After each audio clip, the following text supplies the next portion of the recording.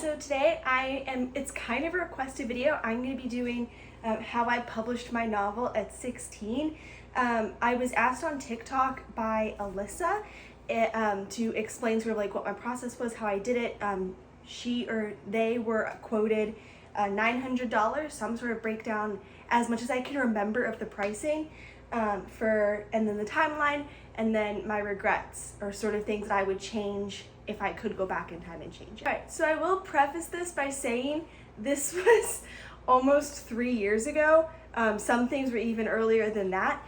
So this was 3 to 4 years ago, so I don't remember a lot. I'll give you guys a ballpark as much as I can for what I do remember, but I have this handy dandy notebook full of notes and such for my process. Alright, so I don't remember exactly when I started drafting the rescue. It was during COVID, I know that, so probably in 2020, and then I finished drafting on October 25th, 2021. And then from that day until November 14th of the same year, I did like my first round of self-edits. And then in January of 2022, so I sort of took a break after self-edits because I was in school, like I was in high school, like I was 15 at the time. Can't do math, guys, sorry. I was 15 at the time, so like I was in school, like I was doing a lot of stuff on the back end. And then in January of 2022, I did a CP exchange, which is abbreviation for critique partner. Critique partners are often used in the author and the writing world. It's essentially an exchange where you will give your manuscript to a fellow author and that author will give you their manuscript in return. And you give each other developmental feedback on the manuscript. So like world building, character arcs, like all like the fundamental stuff. And this can take the place of a developmental editor. So I didn't use a developmental editor for the rescue. I just did the CP exchange. I did my CP exchange with Renee Dugan, who's author of the Starchaser Saga, the Chaos Circus, a bunch of other books, and she has like a lot of stuff right now. She's an amazing author. I'm friends with her, like I've met her, like she's amazing, and I'm honestly really lucky that she was willing to CP for me. But yeah, and she is an editor herself, so I knew going into that like I'd be getting like really high level feedback. If you guys decide to use a CP instead of a developmental editor, you can use more than one CP. I only used one because that's what worked for my timeline. But you can do multiple exchanges, you can do multiple people, you can do critique partnering and developmental editing. It's really like a choose your own adventure. Like publishing is a choose your venture, especially if you're doing self-publishing. But so I used Renee. If you're looking for a critique partner, make sure it's someone who works in the same genre that you're planning on publishing in, that like your genre, a manuscript, is the same genre that the author generally works in, because it wouldn't make sense for you to give a mystery author your fantasy manuscript because they're not going to be able to give you the same feedback that a fantasy author would. So just do your research is all I'm saying. So then the month of February, I did my CP edits. So what that, like literally I just took Renee's feedback and incorporated it into my manuscript.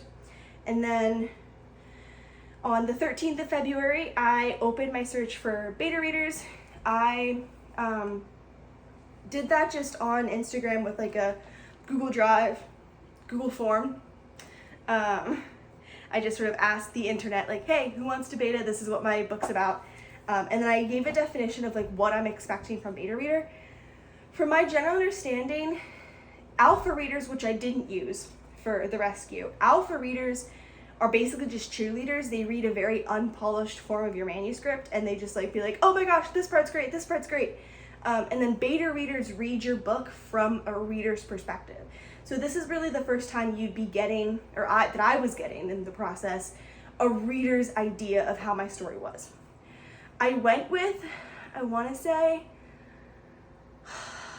5 to 7 betas. I'm not sure. I don't really remember because this was like 3 years ago. Yeah, I went with a handful of them, and I split my book up into 4 parts, and it was like 4 weeks of betas, and they got a new part every week, or as they finished, if they finished earlier than that. But yes, so make sure you vet your betas. ask questions in Google form like, have you ever done this before? And then in the Google form, like, make sure you're super ultra clear about your expectations, because every author's expectations are going to be different. If you want them to look for a specific thing, make sure you mention that, because you can't expect your betas to automatically understand what you want them to be reading for if you're looking for like feedback on something in particular. So it was with the betas during March, so I didn't really do anything with that. I sort of started editing like as everyone finished the first part, I'd start going back in. And then April spent with betas, and then this is where I kind of completely forget the order of things and like what I did. I'm pretty sure in May I sent it to my editor, who's Cassidy Clarke. She's an author as well, author of, I forget the name of the series, but I can like picture it in my mind. I'll put it in an editing, like I'll put the photo of the book in editing, I promise. So sorry, I can't remember. But I did copy and line edits because she offered and still offers like combining, but I didn't do proofreading with her because she doesn't have that in the combination. I wish I could tell you how much I spent on editing. I know it was cheaper than doing the two things individually because she offered a bundle for that. I really don't remember. I know it was per word, and my book was at the time 50,800 something. I think it was like 50,833. Don't quote me on that. So it was by word. It was cheaper than I was expecting, but still pretty expensive. I know it was in the thousands. It was like cent by word. I forget what number cent it was though. Sorry. But roughly 1,000 to 2,000, maybe 3,000. It was expensive. But keep in mind, like, this is 2 sets of editing, cheaper as a bundle, really, really good feedback. Like, I will say, like, it was extremely helpful, like 10 out of 10. Like, I really recommend her as an editor. But like, she has a ton of experience, has edited a lot of manuscripts, and I chose her because of that experience, and I was willing to pay extra because I wanted the guaranteed good editing. And then I sort of forget what happened and what I did what months, but I can tell you that ARCs, I probably opened ARCs sometime in September, and then ARCs went out on October 10th, 2022. Pre-orders opened on October 25th, 2022, and then the book published November 14th, 2022. So other pricing stuff that I got at some point over the summer, but I just don't remember what it was. ISBN, you can buy them individually, but since I'm planning on publishing more books, I bought 10. You can buy one of them for, I think it's $125. You can buy 10 of them for $295. And this is where I sort of get into like the US stuff. I think the ISBN thing I'm quoting is just for the US. But it was $295 for 10 of them. And you have to use a different ISBN for each edition. So if you're planning on doing an ebook and a paperback, you have to buy one for the ebook and one for the paperback. So it just made more sense for me to buy in bulk. And then the official US copyright, which protects you in case of pirating, in case of copyright infringement, like someone accuses you of it, like, no, I copyrighted this mine was 2022. So if someone who published their book in 2025 accuses me of copyright infringement, I'd be like, no, I already copyrighted mine, and I have, like, they send you an official certificate in the mail. That was $60. Highly, highly, highly recommend it. It's literally protection for yourself and your intellectual property. Mailing materials, I was planning since day one to sell signed copies off my websites, out of my house. That was like $10-ish for like 300 like bulk order of envelopes. And then I got 300 copies of my books. I'll expand on that in a minute. But I got 300 copies of my books, which was $1,386. I don't recommend getting that many, but we'll go back into that in a minute. And then the cover, which I'll show off because it's gorgeous. Look at that. Take a moment, just like appreciate. How gorgeous is this? So this was done by Celin Graphics. It was $350 for this, and this, and this. Look at that gorgeous spine, everyone. No, don't look at me, look at the spine. There we go. $350, fully formatted, physical and ebook. And if I need like new formats, because like Amazon has different formats requirements for a cover, Barnes & Noble has different format requirements for a cover, Ingram Spark has different format requirements for a cover. Those are automatically included. So like I published on Barnes & Noble like a couple years after, just because we'll get into that. But and Celin was like, yeah, for sure, like no extra cost, and me just straight up formatted it for me. So shout out. And I found Celin Graphics. A lot of indie authors have their cover designer in this part of the book with like the copyright. I have my editor and my cover designer. So yeah, so I found this one from Midnight Maiden by Catherine Marie. I loved the cover, like genuinely loved it. I was like, oh wait, I just want this cover designer. So I was so glad that I was able to get her before she sort of like cut off like commissions. Yeah. Oh, and side note, I recommend that if you're going to be doing a fairy tale retelling, you double check the copyright on it. And put that copyright in your copyright.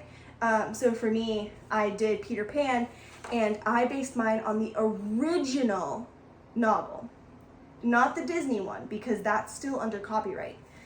So then I put inside my book, this novel is based on the original Peter Pan novel by J.M. Barrie, which has been in the public domain in the United States of America since January 1st, 1987. So that also is just another layer of protection. All right, so now that I've gone sort of over the timeline and the pricing as best as I can, I'm going to be going over my regrets / things I would change if I could go back in time, or just redo the whole publishing process again for my debut novel, The Rescue. Number 1, publishing so early in my career. I will say I'm not ashamed of publishing at the age of 16. I'm more ashamed, or I regret publishing before I was ready. So I needed to spend a lot more time revising. I needed to flesh out the story more. I needed to create more length in the story because it takes place over a few days, which it really doesn't fit. Like, looking back on it, like 3 years later, it could be so much better. And I just wish I'd spent more time revising it. Because now with the rest of the series, I'm stuck with the decisions I made in the first book. And then going off that, I should have finished the series before I published the first book. I drafted the second book before the first book was published, but I haven't touched the third book. I haven't even edited the second book. And that had to do a lot with the way the book was initially received, which I won't go into because I don't want to beat the dead horse. But I should have finished drafting the whole series and then just like mashed them out in publishing order. And then buying so many copies. I bought 300 copies of my book, and for what? I still have like 150 in my room at my house. Not here at college. I can't fit that here. I didn't need to do that. I mean, my parents paid for like everything, so it's not like I was spending my own money, but it was stupid. I shouldn't have done that. They were so expensive because I didn't buy author copies. I didn't know what author copies were, and I didn't know how to buy them. I have since found the option to buy them, but that was after I bought 300, I don't know. But there's like a really hidden dot when you're like uploading your book to Amazon. Oh, by the way, I published with Amazon KDP, Kindle Direct Publishing. In case you're wondering, I did not publish with Ingram because I've heard mixed reviews about like both of them, but Amazon was just a little easier for my high school brain to understand. number whatever regret, not researching marketing.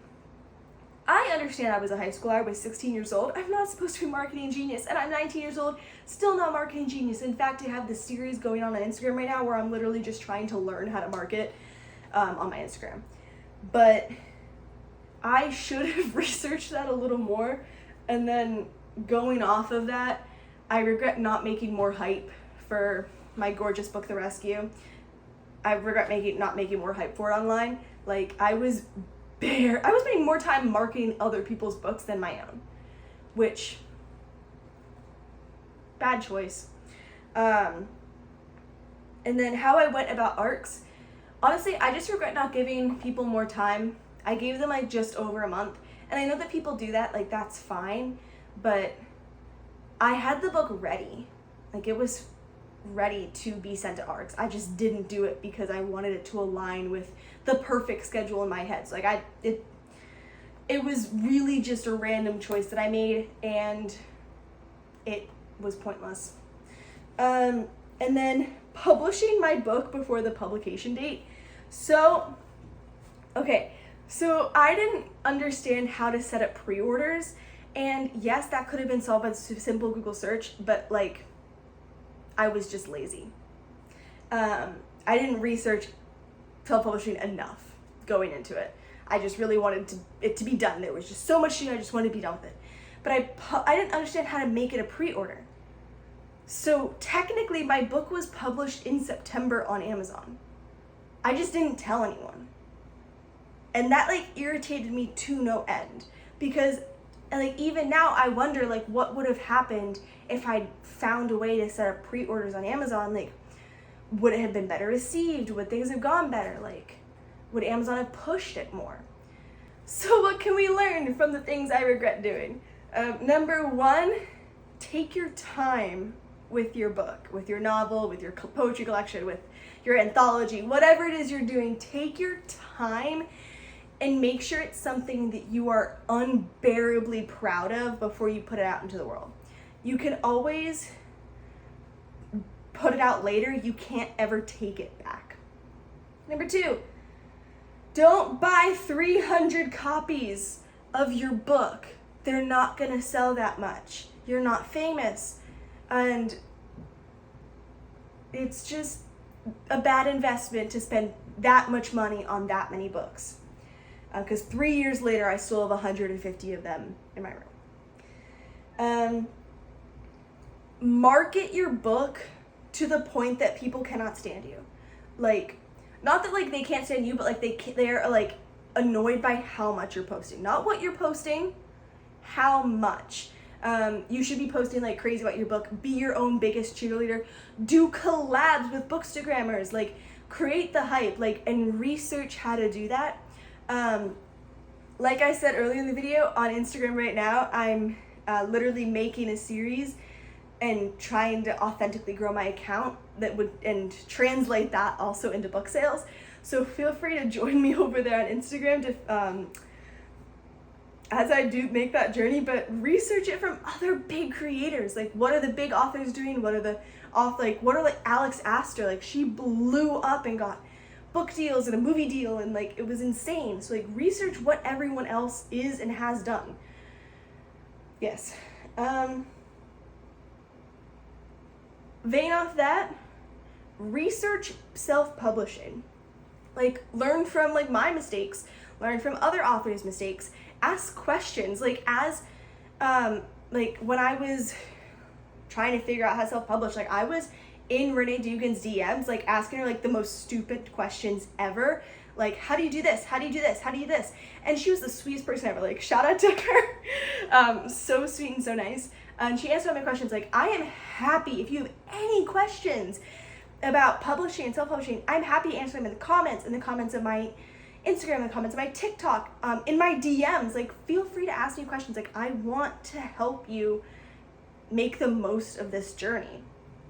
And then my last lesson to you all is create a community. Like, it won't matter how your books are received if you have people in your corner. Obviously you want the good reviews, you want the hype, you want people to love your book, but it's most important to protect your own mental health and to have people that support you and are genuinely excited about what you write. I have amazing friends on Instagram. I have amazing friends in person. On Instagram, I have Z King, who was one of my CPs, and one of my beta readers for the rescue. We've been friends for years. I have Tessa, who she used to work at my job, but we missed each other. Like we've never met in person up until this past summer when I did a book signing and she came. But like she and I interact on each other's posts on Instagram all the time. I have Nicole of Nicole's Book Nook. I've like made an intentionally carved out community of support, and that's not to mention like my amazing friends in person. We have like my roommate, and then we have some friends from high school, like my friend Sarah, like my friend Makenna. Shout out to them. And it's just obviously my parents as well. I mean, they paid to publish this, but it's just super duper important that you carve out a community and protect your mental health. Like I just genuinely cannot stress how important it is to have people that like to read your writing, because it's going to give you so much confidence and it's going to help push you through those moments of doubt, and those moments where like you just really I can't do this today, like I want to give up, like I never want to write again, like I hate everything I've ever written. Having those people in your corner that you can literally go to and be like, I'm feeling this way, and they will hype you up. Like, it is so unbelievably important to have support like that. And ultimately having a handful of really big fans that are always interacting with your stuff and buying your books and supporting your writing is endlessly more important than having thousands of passive followers. Like, I would rather have an account of 30 really engaged people than 10,000 people who I can barely get 15 likes on a post. Like, it's focus on engagement and support rather than like growth is my idea. I know that's a little contradictory because I'm trying to grow my Instagram account right now, but part of that intention to grow is an intention to grow with authenticity and to grow a community. But yeah, I hope that was helpful. I know this is the longest video I've made, but I did have a lot to say. I got through my whole thing of notes on how I did my publishing journey. I really hope that was helpful. I'm sorry that I couldn't give more specifics. It just has been a really long time, and I cannot for the life of me find the notes that I took on pricing and everything. I think they're at my house. I think they're on paper. I don't think that I wrote them down like on a computer. But I hope that was really helpful, and Alyssa, I hope that answered your question. But yes, publishing is a very expensive endeavor. If you don't have the financial means to do it, please don't feel pressured to do it. I'm sure there are way cheaper ways to do it than what I did. Like for my poetry collection, I didn't spend a single dime, or a single cent actually. It's not like I spent 9 cents. No, I spent 0. I made the cover all by myself. I formatted everything all by myself. I published it all by myself. I guess I used the ISBN that I bought in bulk. But yeah, anyway, that's not at all the point of this video is to talk. The point of this video is to talk about this publishing journey. But it's a very expensive endeavor. There are some things you can't skip out on, some things you can. It's very much a build your own adventure, and I hope that you have a great time building your own adventure. And subscribe to my YouTube channel for anything college, writing, reading related. I'll definitely be doing more videos like this, sort of like my publishing journey, my author journey, if that's something that y'all are interested in. I'm very interested in just yapping for a really long time about the stuff that I did, stuff that I regret, stuff that I would change. Yeah, and honestly, yeah, subscribe for more content like this, and don't forget to check out my other videos. My last video was a breakdown of the new Taylor Swift album, The Life of a Showgirl. Video before that was a fall reset, and then my video before that was my introduction. So this is video number 4. Anyway, see you next one. Bye.